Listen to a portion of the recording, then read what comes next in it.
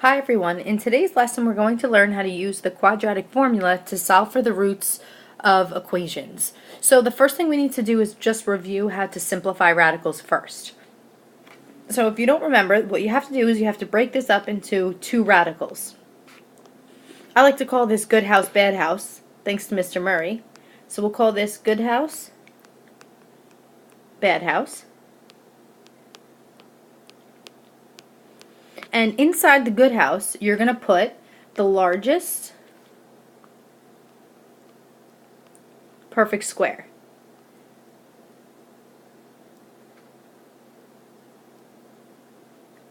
So if you know the factors of 45, you know it's going to be 9 and 5.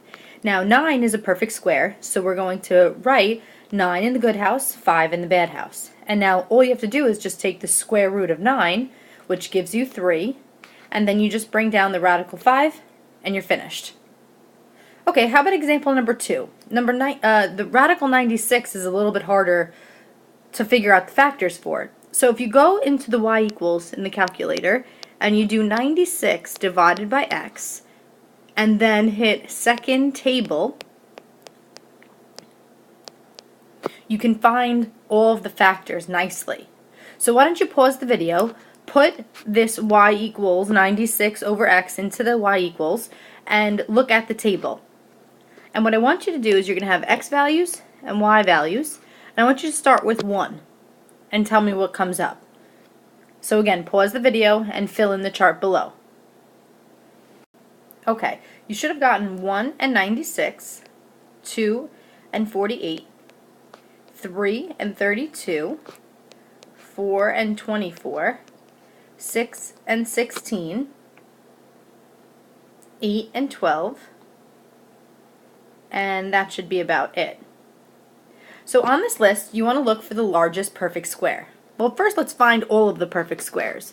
I see 4 is a perfect square, I see 16 is a perfect square, and even 1 is a perfect square. But which one of these numbers is the largest? You should be telling me 16. So therefore this is the pair that you choose. So you're going to break this up into 16 and 6. Again, you want to put the perfect square in the good house and the non-perfect square in the bad house. And then you just say, okay, the square root of 16 is 4. And you bring down the radical 6. And this problem's a little different because there's a 2 outside. So if you remember, you just bring it down and multiply. So it becomes 8 radical 6. So that's this answer, and that's this answer.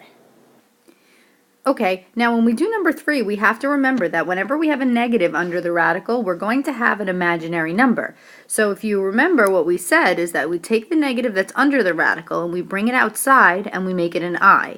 So we're basically going to change this problem to say 8i radical 75. And now we're going to break up 75 into good house, bad house, which will be 25 and 3. And then we say, okay, what's the square root of 25? We should be saying 5. So 5 rad 3. And then we're going to multiply just like the last problem. But now it's multiplied by 8i, and that's okay.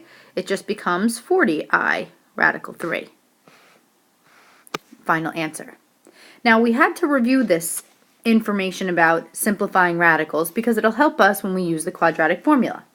So what is the purpose of the quadratic formula? We use the quadratic formula when we can't factor something to find the roots. So let's write that down somewhere. Use the quadratic formula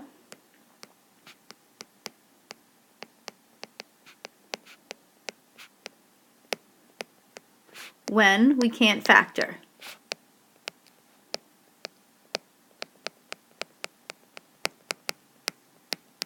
Okay, so the directions here are saying solve each quadratic equation using the quadratic formula. Now, you can use the quadratic formula even if you can factor. It's just another way to find the roots. So let's look at example number 1. I think example number 1 can even be factored. So remember, this is the AM method. So we want two numbers that add to -6 that multiply to 8. So if we factor that, I believe it's just going to be x minus 4, x minus 2. So my roots would be x equals positive 4 and x equals 2. Now, would I ever want you to use the quadratic equation when you can just simply factor it like this? And the answer is no unless the directions are telling you otherwise. But I wanted to give you this example so that we can factor it and then show how the quadratic formula is going to give the same thing. So the first thing we need to do with the quadratic formula is first make sure it's equal to 0, like it is already. Then what we're going to do is write down the values for a, b, and c. So if you remember, all quadratic equations are in the form ax squared plus bx plus c, where a is the number in front of the x squared, b is the number in front of the x, and c is the constant. So here my a is 1, my b is -6, and my c is 8. So if you want to write that down, you can. So a equals 1, b equals -6, and c equals 8. So I always start by writing the quadratic formula, but with parentheses for the places that we need to substitute. So what do I mean?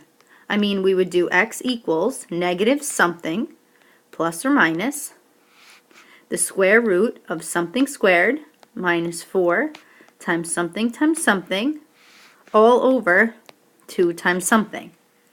So it goes x equals negative b, so the b value is -6, plus or minus b squared, so another b, minus 4a c all over 2a. So first step, substitute. Second step, simplify. So a -6 is a +6, plus or minus the square root of what? So what I always have you do is put this into the calculator just the way you see it. Never put the radical in. Just put what's under here. So why don't you pause the video, type this into the calculator just the way you see it with parentheses and everything, and then hit resume when you're done. Okay, you should be getting 4. So we're going to put that there, all over 2. Now we're going to simplify. This square root of 4 can be simplified to simply 2. So we have x equals 6 plus or minus 2 over 2. So now what that means is that we really can break this up into two answers for x. X is either going to equal 6 plus 2 over 2, so let's write that, 6 plus 2 over 2, or 6 minus 2 over 2. So if we simplify this, 6 plus 2 is 8, 8 divided by 2 is 4, and here 6 minus 2 is 4, 4 divided by 2 is 2. So where it says the roots are, we could write what they are. The roots are x equals 4 and x equals 2. Now, were these roots real or were they imaginary? Or was there a negative under here, or is it positive? So since it's positive, we want to say that the roots are real. So we could write that down too. Real roots. Okay. Now let's try example number 2. So again, like we did in class, we're going to set it equal to 0. So the first thing that we want to do is add the 80 to both sides. And now let's follow the same procedures that we did in class. First step is always going to see if we can try to factor. Is there anything that I can do to factor this trinomial? Is there a GCF? And you all should be telling me yes, I could take out a 2. So let's try that. Let's take out a 2. We'd be left with x squared plus 20x plus 40. And now we're going to see if we can factor this trinomial. So why don't you go ahead and see if you can find numbers that add to 20, that multiply to 40. Pause the video and see if you can find them. Okay, you shouldn't have been successful because the only factors of 40 are 1 and 40, 2 and 20, 4 and 10, and 5 and 8. Now none of these pairs are ever going to add to a 20. So what that means is that this trinomial is not factorable. So if you want to find the roots, you're going to have to use the quadratic equation or quadratic formula. So it's kind of like you would do a t-chart at this point. You would set 2 equal to 0. This is going to make no sense, so you're going to reject that. And now we're going to do the quadratic formula for these 3 terms, where a is 1, b is 20, and c is 40. So x equals negative b plus or minus the square root of b squared minus 4 times something all over 2 times something.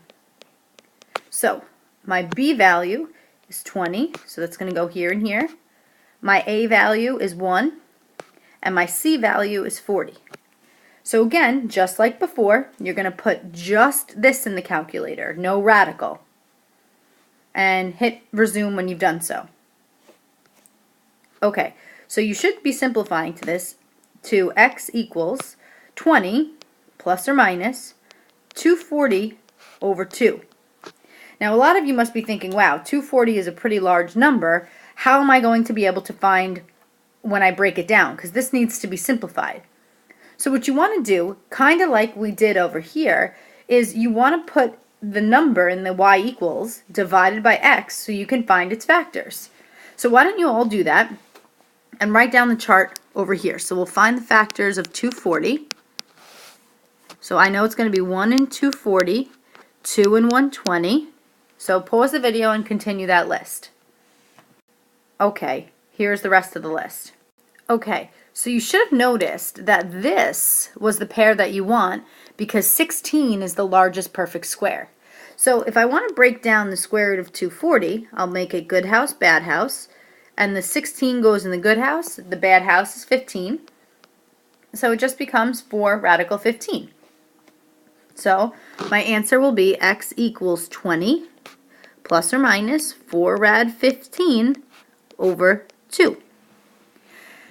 Okay, now technically I can simplify this a little bit further. I can find a number that I divide 4, 2, and 20 by, and the answer is 2. So we'll do 20 divided by 2 is 10. So x equals 10 plus or minus. Now we're going to do 4 divided by 2, and we'll get 2, and then radical 15. That is your final answer.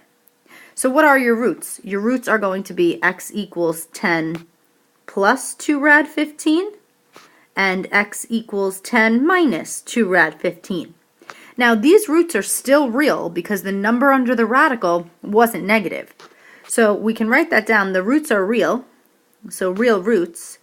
This time they're going to be ugly and they're going to be decimals, so they're technically irrational, where these were rational. Okay, perfect. I know this was a lot to digest, so if you have any questions, now would be a good time to circle certain things, star some things, and make sure you're asking us in class tomorrow. Okay, let's move on to the next page. Okay, why don't you see if you can do number 3 and number 4. Remember, try to factor things out first, and then try the quadratic formula if you can't factor it. Take your time to do it on your own, and then hit resume when you're finished. Okay, here are your answers. Okay, why don't you compare your answers with mine, pause the video, copy down anything that you don't have, and then once you're finished, hit resume, and I'm going to verbally go over them. Okay, so for the first problem for number 3, I decided to take a GCF out of -1. If you decided to go straight to the quadratic formula and keep your a value as -1, you still should have gotten the same answer as I did over here. So what you want to do is compare. So what I did here was I substituted, and I found the square root was a negative. So when I have a -16, the way I simplify that again is you take the I out. So basically it becomes I rad 16, and we know the square root of 16 is 4, so it's really I times 4, which is 4I. Okay, so that's how I did that, and then here all I did was simplify 2 divided by 2, 4 divided by 2, and that's how I got this. Now anytime you have i's, your roots are always going to be imaginary. Okay, number 4 worked out nicely. You actually didn't even have to simplify this because you really can't. So these are my 2 roots, and they're real and irrational. Okay, the last problem I want to talk about is number 5. Number 5, you actually are not equal to 0 yet, so you first want to subtract the 27, and you'll get 8x cubed minus 27 equals 0. Now you can't even think about using the quadratic formula right away because this power is cubed. So you can't use the quadratic. Okay? So we have to factor this first. This one you absolutely have to. So this is SOAP. This is a sum, or actually it's a difference of 2 perfect cubes. So those two perfect cubes would be 2x to the third and 3 to the third. So again, if we factored using SOAP, it would be a squared, b squared, ab. Here's your a, here's your b. So it would be 2x and 3, 4x squared and 9, and 6x in the middle. Now the signs are the same, opposite, always positive. And what we're going to do is now factor. I'm just going to erase this. So this is equal to 0. Now we want to see, can we factor the 4x squared and the 6x plus 9? Now if you remember me saying this will never be able to be factored, so we have to, if we want to find the roots, use the quadratic formula. So we'll do a t-chart, and this will be 2x minus 3 equals 0. So we can add the 3, and this will be 2x equals 3, divide by 2, and x is equal to 3/2. Perfect. That's one root. Now, use the quadratic formula to factor or to solve for the roots on this part, and then hit resume when you've finished. Okay, here they are. Now I know this is a little bit much, but take your time, pause the video, write everything down. This is the correct answer. A few things that I did want to point out are that when you take the square root of a negative number, again you need to have the I, and this was the work for when I simplified the square root of negative 108. And when I had 6, 6, and 8, I actually cannot divide them both by 8. So what I did was I divided each of these three pieces by 2. So I basically said, okay, what's 6 divided by 2? I said 3. Then 6 divided by 2, 3. 8 divided by 2, 4. That's how I simplified that. I mean, if you wanted to, you really could have written x equals negative 3/4 plus or minus 3i over 4 radical 3. That would have been another way to write that as well. So for this particular problem, you have one real root and two imaginary roots. Okay, come in with questions tomorrow. I know this was a lot to sink in. All right, have a great night.